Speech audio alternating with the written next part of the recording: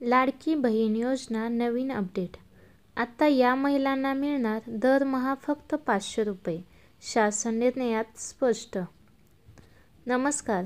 मुख्यमंत्री माझी लाडकी बहीण योजनेच्या लाभार्थ्यांची तपासणी सुरू आहे.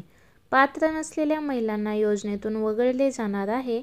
तसेच पीएम किसान सन्मान निधी व नमो शेतकरी महासन्मान योजनांच्या लाभार्थी महिलांना किती पैसे मिळणार याबाबतही शासन निर्णयात स्पष्ट माहिती देण्यात आली आहे.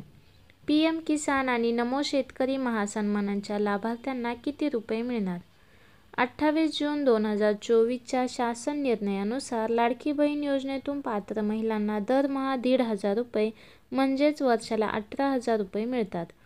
पीएम किसान आणि नमो शेतकरी महासन्मान योजनेच्या लाभार्थी महिलांना प्रत्येकी 6,000 रुपये मिळतात.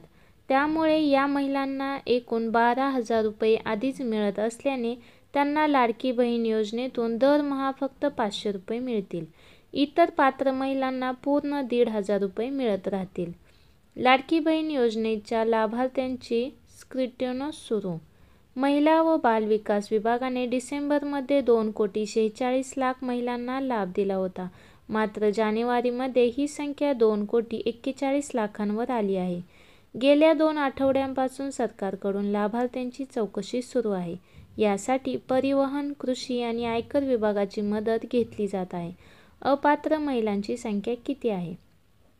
माझी लाडकी बहीण योजनेतून 5,00,000 महिलांची नावे कमी करण्यात आली आहेत. यामध्ये अपात्रतेचे कारण: संजय गांधी निराधार योजनेचे लाभार्थी 2.3 लाख, वय 65 वर्षापेक्षा जास्त 1.10 लाख, 4 चाकी गाडी, नमो शक्ती योजनेच्या लाभार्थी किंवा योजनेतून नाव मागे घेणाऱ्या 1.6 लाख.